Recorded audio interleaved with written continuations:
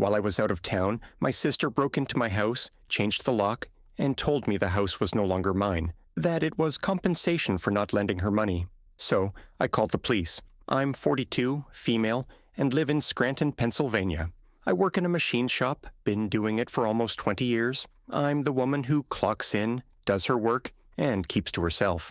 I don't need much, just my tools, a working truck, and peace at home. I've been married to Carlos for 13 years. We don't have kids, and honestly, that's been fine. We've focused on building a stable life. A little 2-bedroom home we bought after saving for years. Nothing fancy, but it's ours. Paid off most of the mortgage already. We've worked for everything. No handouts, no shortcuts. Carlos's younger sister, Diana, has always been the complete opposite. She's 35, still chasing pipe dreams. Every 6 months, it's something new. Drop shipping, crypto, flipping real estate with no money, some app idea. She's too lazy to build. She's lived with their mom off and on, crashed with friends, and even stayed on our couch a few times in the early days. Never held a job longer than a year, always blaming everyone else. I kept quiet about it for years for Carlos's sake. He loved his sister, even if she drove him crazy. And to be fair, when we first got married, Diana still had a little charm. She was funny, made people laugh, had this way of talking like she was on the verge of something big, but now she was just a leech with a big ego. 6 months ago, back in December, Diana called me out of nowhere. Carlos was at work. She asked to borrow $15,000. Said she had this new Amazon FBA thing she was getting into with a woman from Philly. Supposedly it was a sure thing. She had a whole pitch prepared like she was on Shark Tank. I told her flat out, "No, not rude, just clear. We just put a ton of money into remodeling our kitchen. Carlos had taken a temporary pay cut. I wasn't throwing $15,000 into a black hole." She got quiet for a second. Then she said, "I'm not asking for a handout. It's a loan." I said, "Yeah, and you still haven't paid back that $300 from February 2019. She hung up. 10 minutes later, I get a text from Carlos.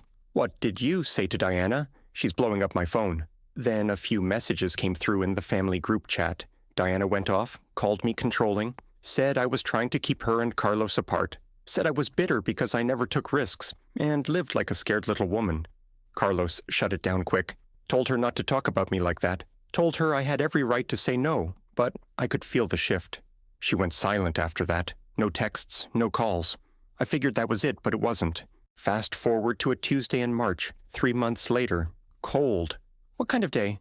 What kind of Carlos was out of town at a work conference in Denver? I just gotten off a long shift and stopped to pick up a sandwich on the way home. I pulled into the driveway and noticed something off. The porch light was on. That was weird because it's on a timer and it shouldn't have been on yet. I got to the front door and slid in my key. It didn't work. I tried again. Nothing. I stood there confused, checking to make sure I had the right key. I did. So I knocked. No answer. I called Carlos. He didn't pick up. Then I texted, "Hey, something's weird. My key is not working. Did you change the locks?" Still nothing. Then the porch light flicked on. A second later, the door opened just a crack, and there was Diana wearing one of my old work t-shirts, drinking a beer, standing in my doorway. My gut went cold. "What the hell are you doing here?" I asked. She smirked and said, "This isn't your house anymore." I blinked, thought maybe I misheard. "What? You made your choice when you turned your back on family." She said, like she was quoting some movie villain. I told her to quit screwing around and open the door. She stepped back a little and leaned against the frame. Still drinking, still smiling. "You refused to help me, so I helped myself," she said. Carlos said, "I could stay here anytime I needed. You're the outsider now." Then she shut the door in my face. I stood there in shock. At first I thought maybe it was some prank. Maybe Carlos had told her she could stay while he was gone, but he would have told me. No way he'd spring that on me. I pounded on the door again. No answer. It started to rain. I stood there soaked, staring at the door. I kept calling Carlos. Still no answer. Then it hit me. Diana had changed the locks. She'd probably gotten a locksmith to come out, used some forged paperwork claiming to be Carlos's wife, and got the place rekeyed. I later found out she'd used a fake ID and lease agreement. She'd become pretty good at creating fake documents for her scams, and now she was sitting inside my house, drinking my beer, wearing my shirt. I felt this mix of rage and panic. I wasn't about to break a window and get arrested trying to get into my own damn house. I needed to be smart. So I called Jessica. Jessica and I go way back. She's a cop. Helped me fix up her old Ford F-150 last winter, and she owed me one. I told her what happened. She didn't even ask questions. Said she was 5 minutes away and would bring backup. 15 minutes later, 2 squad cars pulled up. Jessica walked to the porch, knocked loud. Diana answered again. This time, she looked more nervous. "What's the problem, officer?" she asked, like she was reading a script. Jessica didn't play along. "You don't live here. You're not on the deed. The homeowner is standing right there, and she says you weren't invited." Diana started stammering. Carlos said, "My brother said I could stay here any time, and you don't get to change the locks on someone else's home." Jessica said, "You have 5 seconds to come out or we'll come in." Diana stood frozen. Then she tried to argue, but it was too late. They pushed in. Next thing I know, Jessica's dragging Diana out by the arm. Diana's yelling, "I'm family." She's not family. She's a control freak. This is my brother's house. Neighbors came out. Someone filmed it. I didn't care. They cuffed her and took her to the station for trespassing and illegal entry. Later that night, Carlos flew home early. He was horrified. Turns out months ago, he told Diana offhand in a casual moment that if she ever hit rock bottom, she could stay in our guest room. But that was before she burned every bridge before the lone fight. He never meant for her to move in without telling me. Definitely not change the locks and throw me out. We found out she'd sold some of our stuff on Facebook Marketplace, used his old credit card she found in a drawer, ordered food, liquor, God knows what else. We pressed charges. The days after Diana got dragged out were a blur. Carlos was back home trying to hold it together, but he was shaken. I was pissed, and I stayed that way. We went room by room checking everything. She'd gone through drawers, closets, even our locked file cabinet in the office. Somehow forced it open. A bunch of personal stuff was missing. Old photos, Carlos's watch collection, some signed baseball cards I had from when I was a kid. Gone. We filed a police report and started checking pawn shops. That's when the second wave hit. She hadn't just squatted. She'd been pretending she owned the house. There were emails on Carlos's laptop. She'd logged into his Gmail that showed she tried to list the house for rent on Craigslist. A fake ad with photos of our living room and backyard. Said it was a luxury home for professionals. Furnished utilities included. She'd been talking to people like a landlord. One man even stopped by while we were home. He pulled into the driveway with his teenage daughter and asked, "Is this the house that was listed online? I have a viewing appointment with Diana." I nearly lost it. Carlos had to calm me down. The man was confused and embarrassed. Said Diana had sent him pictures and promised a move-in date. Thank God he hadn't given her a deposit yet, but someone else had. A woman from Jersey sent her $800 through Venmo to hold the room. That's when I really understood what Diana was doing. She wasn't just mooching. She was running a scam out of our house. Carlos took it hard. He kept blaming himself. I should have never said she could stay here. I never thought, God, I feel so stupid. I told him it wasn't his fault. No one expects their own sister to do something this insane, but it wasn't over yet. A week after the arrest, Diana got out on bond.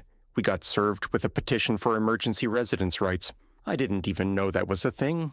Apparently, Diana was trying to claim that Carlos had verbally granted her Keo resident status and that she had an expectation of housing based on a family agreement. She submitted fake emails and texts to try to back it up. Messages that looked like they came from Carlos, saying stuff like, "You always have a place here. You can stay as long as you need."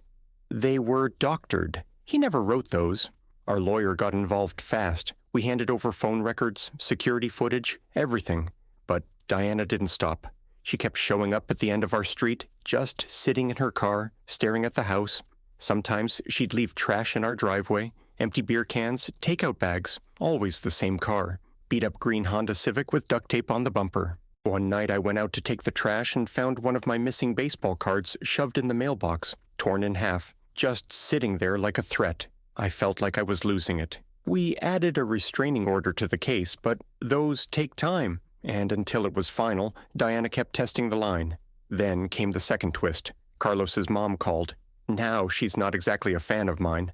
Always thought I masculinized her son and made Carlos too serious, but this time she was dead serious. She told Carlos she'd kicked Diana out a few days earlier. Diana had shown up drunk, demanding she call us and fix everything. When she refused, Diana trashed her living room, flipped the coffee table, broke a lamp. She called the cops too, but Diana took off before they showed up. And here's the kicker. Carlos's mom told us Diana had been planning something for weeks. She had told her straight up, if Rachel won't lend me the money, I'll just move in and force her out. Carlos will take my side. She'll leave. He'll realize I'm the only family he's got. She planned to break us up. She thought if she squatted long enough and stirred the pot, Carlos would take pity on her and kick me out. She really believed that. That was her whole game. That was when I snapped. I wasn't just dealing with a freeloader. I was dealing with a manipulator, one who thought she could wedge herself between me and my husband and take over my life. I called Jessica again, told her I wanted to press every possible charge, not just trespassing, but fraud, identity theft, attempted real estate fraud, breaking and entering, credit card theft, harassment, everything. And Jessica told me something I didn't expect. She said, "You're not the only one. Diana has prior small stuff, but there's a pattern. She's pulled cons like this before, just never this big." I asked why nobody ever warned us. Jessica said, because most of the victims were family. They dropped the charges. Not this time. Carlos and I doubled down. We froze our credit, added extra surveillance, got legal counsel. The more we dug, the more we found. We even discovered she'd been taking mail from our mailbox while we were at work. A neighbor had caught it on camera once, but didn't know who she was. She'd intercepted a bank statement and a credit card offer. It was full-blown identity theft. Now, I was furious, but also determined. I wasn't going to just kick her out. I was going to bury her in consequences. And just when I thought it couldn't get worse, Carlos found out he was being investigated by his company's HR department. They'd gotten an anonymous tip that he was involved in housing fraud, that he knowingly let a criminal live in his home to commit scams. They didn't say who submitted it, but we knew Diana was trying to ruin his job too. Carlos's face was pale when he got off the phone with HR. They said they weren't making accusations yet, just doing a routine inquiry after a tip came in. He works for a financial firm. Regulations are tight. If they even think you're involved in fraud or sketchy activity, they can suspend you while they investigate. That's exactly what they did. He was placed on leave, pending review, effective immediately. That was the moment Diana stopped being a screw-up in our eyes. She wasn't just some loser with bad luck. She was vindictive, calculated. She didn't just want a place to stay. She wanted to destroy us. I called Jessica again, told her about the anonymous report in Carlos's job. She told me to hold tight, that she was already working on something. Apparently the fake rental ad and the Venmo messages had pushed things into a more serious category, fraud with intent to profit off stolen property. And now with the mail theft and the HR report, we had enough for a full criminal investigation. But it was slow, too slow for me. So I started digging on my own. I remember Diana had left her old cracked iPhone on the coffee table the night she was arrested. I'd thrown it in a drawer, meaning to hand it off to police, but forgot. Carlos said it didn't have a lock screen, so I powered it up. Sure enough, it turned on, and I found everything. She had a notes app full of plans. I'm talking step-by-step schemes like something out of a bad movie. She had titles for each scam: the break-in bluff, sibling leverage, move house lockdown plan, backup, HR scare report, anonymous tip link. She'd listed goals, steps, and even scripts for how to talk to the cops, how to lie to Carlos, and what to say to get a locksmith to change the locks without ID. There were screenshots of forged texts between her and Carlos. She'd used a fake texting app to create phony conversations and save them as proof. There were Venmo records showing payments from at least 3 different people. Some of them had rent deposit or utilities included in the memo. It was a goldmine of evidence. But the worst part, she had a to-do list for what came after she got rid of me. Once Rachel is out, file restraining order. She's aggressive, will look believable. Contact lawyer friend, fake a lease agreement, get Carlos back on my side. Remind him about mom's setup. Go fund me. Wrongfully removed from home by sister-in-law. Move into master bedroom. Change utilities to my name. New car. I sat there shaking. Not with fear, with rage. This wasn't just some jerk squatting. This was a full-blown long con, and we'd been the target for who knows how long. I made copies of everything, sent it to Jessica, our lawyer, and the HR office at Carlos's company. I also printed hard copies and stored them in 3 different places, just in case. The fallout was immediate. HR dropped their review of Carlos after seeing the forged texts in Diana's notes. They called the tip malicious interference and flagged it for internal legal action. Carlos was reinstated with full pay and an apology from the regional manager. But Diana didn't know we had the phone, so while she thought we were still scrambling to recover, she went ahead and did the dumbest thing yet. She tried to file a civil claim against me. She claimed emotional damage, said I physically threatened her during the eviction, and even attached a fake medical report saying she had stress-induced panic attacks and recurring trauma from the police. She was trying to sue me for $50,000. The audacity made me laugh out loud for the first time in weeks. Then I sent my lawyer everything from the phone.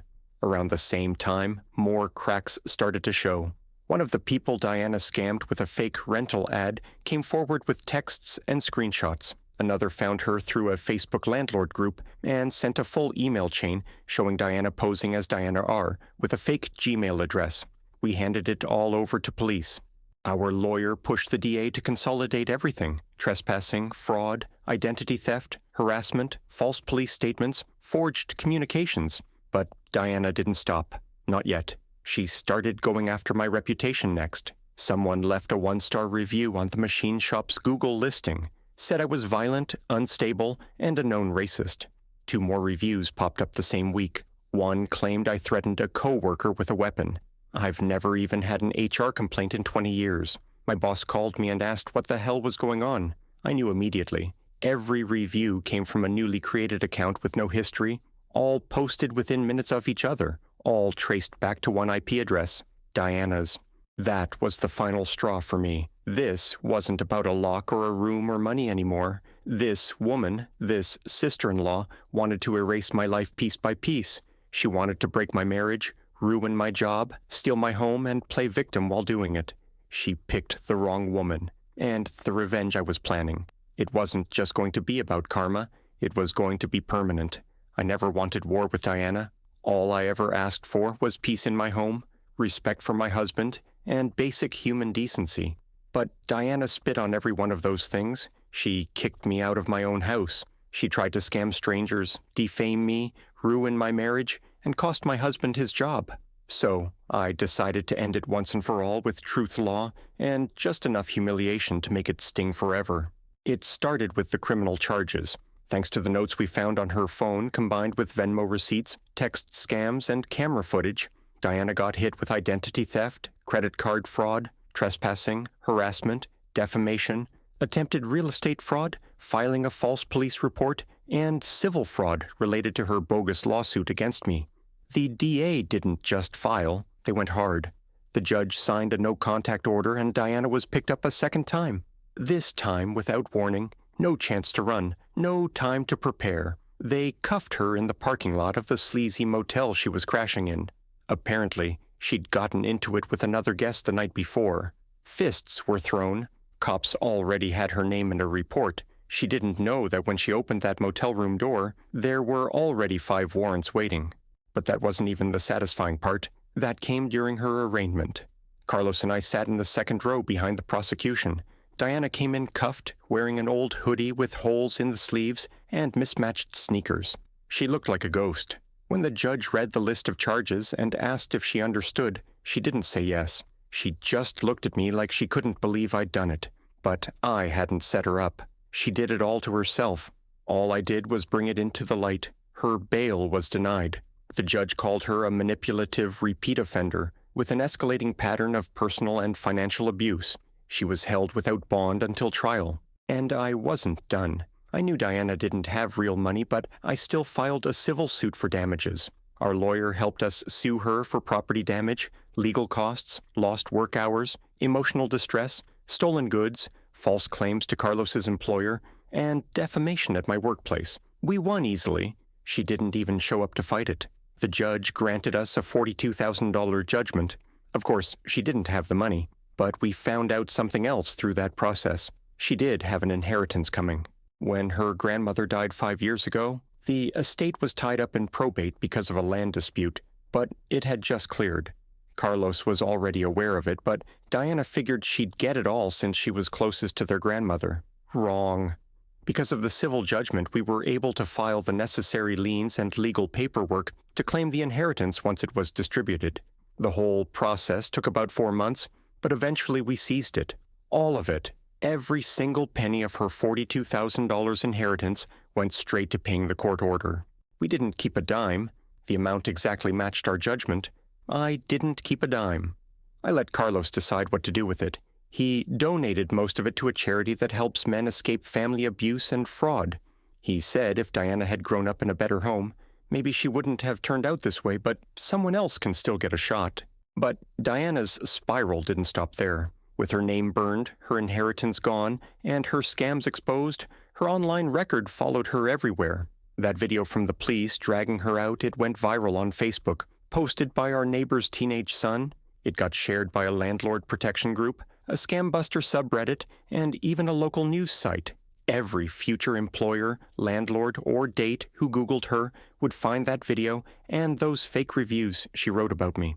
We traced them all, sent documentation to Google, and had them removed. But we took it further. We filed a harassment claim with Google's legal team and linked it to the criminal case. Now the accounts and IP addresses she used are flagged on multiple platforms. She can't create new accounts using the same devices or internet connections without them getting auto-flagged for review. She became a digital ghost. No place to hide online. Every trace led back to her screw-ups. Carlos and I fixed up the house. We got new locks, a new security system, even repainted the room she had touched. It was about starting fresh. One afternoon, while we were clearing out old files, Carlos sat down on the couch next to me and said, "You know, if you hadn't stood your ground, she might have really broken us." I looked at him and said, "She tried, and she lost." But the truth I almost broke too. There were nights I questioned myself, wondered if saying no to that loan started all this, if maybe I should have just let her sleep on the couch one more time. But then I'd remember her standing in my house wearing my shirt, telling me I wasn't family. That was never about money. That was about control. Diana is now serving an initial 18-month sentence, not in some cushy rehab-style jail either. County lockup with real consequences. She'll have a criminal record for the rest of her life. She'll never rent a place without a background check showing fraudulent real estate scheme. She'll never get a legit job without the theft charges popping up and her big break dreams dead. But the consequences kept rippling out even after she was locked up. About 6 months into her sentence, September of the following year, we got a call from Jessica. Turns out Diana had been running similar scams in other states. The FBI had gotten involved because she'd crossed state lines with her rental fraud schemes. Remember that woman from Jersey who sent the $800 deposit Jessica asked during one of our coffee catch-ups? Well, she wasn't the only one. Diana had been running fake rental ads in Pennsylvania, New Jersey, and Delaware. The feds found at least 12 victims, all sending money for houses that weren't really for rent. The investigation revealed Diana had stolen photos from legitimate real estate listings and created fake rental ads across multiple platforms. She'd collected over $28,000 in deposits from unsuspecting families, an average of about $2,300 per victim, which makes sense for rental deposits in our area. Many of them were desperate to find housing quickly. Some were single mothers, recent graduates, elderly couples, downsizing people who couldn't afford to lose that money. Each victim had to testify either in person or via video call. Carlos and I attended some of the hearings, watching those people describe how Diana's scam had affected them. One woman had to move back in with her abusive ex because she couldn't afford another deposit. A young man missed his college enrollment deadline because he was scrambling to recover the money. It made me realize how deep Diana's damage went. The federal charges added another 30 months to her sentence. Diana went from county jail to federal prison, and the media picked up the story. A local woman sentenced for multi-state housing fraud ring ran in 3 different newspapers. Her mug shot was everywhere. Carlos took it harder than I expected. One evening, about 6 months after the federal sentencing, I found him sitting on our back deck staring at his phone. "What's eating at you?" I asked, settling into the chair next to him. He showed me his screen. It was a news article about Diana, but the comments section was what had him shaken. People were calling her a master manipulator, a predator, speculating about her childhood and what made her this way. "Did I miss something?" he said quietly. All those years growing up with her, was I blind to who she really was? I understood his guilt. Carlos is the kind of man who sees the best in people, sometimes to a fault. He'd spent years making excuses for Diana's behavior, chalking it up to bad luck or immaturity. Now he was questioning everything. You were being a good brother, I told him. You couldn't have known she was capable of this. But the truth was more complicated. Over the next few weeks, as Carlos started opening up about their childhood, patterns emerged that we both overlooked. Diana had always been manipulative, just on a smaller scale. She'd convinced Carlos to lie to their parents about her grades, her whereabouts, her boyfriends. She'd borrowed money from his piggy bank as kids and never paid it back. She'd stolen his girlfriend in high school by spreading lies about him cheating. I think I trained myself not to see it, Carlos admitted one night. Every time she did something awful, Mom would say, "That's just Diana. She doesn't mean it. She's family." So I learned to ignore it too. The realization was painful for him, but it was also freeing. For the first time, Carlos stopped carrying guilt about Diana's situation. He stopped wondering if there was something more he could have done to help her. Meanwhile, the collateral damage from Diana's schemes kept surfacing. Her friend circle, what little she had, completely imploded. Turns out she'd been lying to them too, borrowing small amounts of money with soba stories about emergency car repairs or medical bills. When the news broke about her arrest, several people came forward with their own stories of being scammed by Diana. One woman, Maria, reached out to us directly through Facebook. Diana had convinced her that she was starting a non-profit to help struggling single mothers and had collected donations that never went to any charity. Maria had given her $500, thinking she was helping other women in need. "I feel so stupid," Maria wrote in her message. But she was so convincing. She had me believing she was this reformed person trying to give back. We connected Maria with our lawyer, and she was able to file her own civil suit. She never got her money back. Diana had nothing left to take, but she said the closure of seeing Diana face consequences was worth it. The other revelation that came out during the federal investigation was how long Diana had been planning to target us specifically.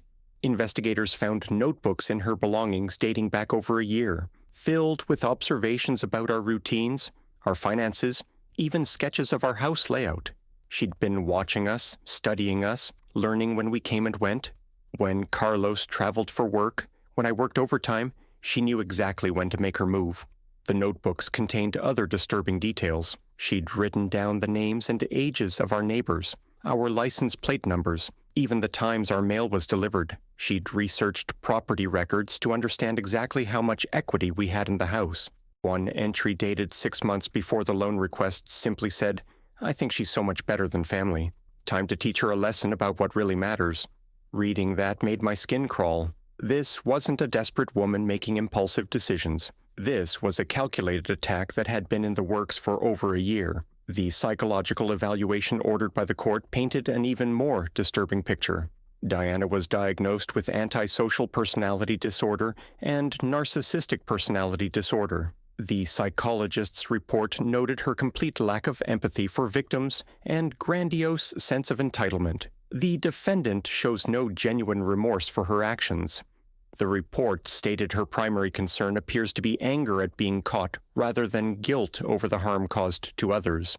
Even in prison, Diana continued to cause problems. She was written up multiple times for trying to manipulate other inmates, attempting to start gambling rings, and even trying to seduce a guard. She spent several stretches in solitary confinement. The letters she sent us became increasingly unhinged as her sentence progressed. In one, she claimed we'd ruined her life and that she was going to make us pay when she got out. In another, she alternated between threatening us and begging Carlos to visit her, saying she'd changed and found God. We forwarded all the threatening letters to Jessica and our lawyer. They became part of a new harassment case that extended her sentence by another 6 months. Meanwhile, our lives steadily improved. I didn't just get promoted to shift supervisor. I was asked to help train new employees and even spoke at a regional conference about workplace safety. The recognition felt good, but what felt better was the respect I'd earned from my colleagues who watched how I handled the Diana situation.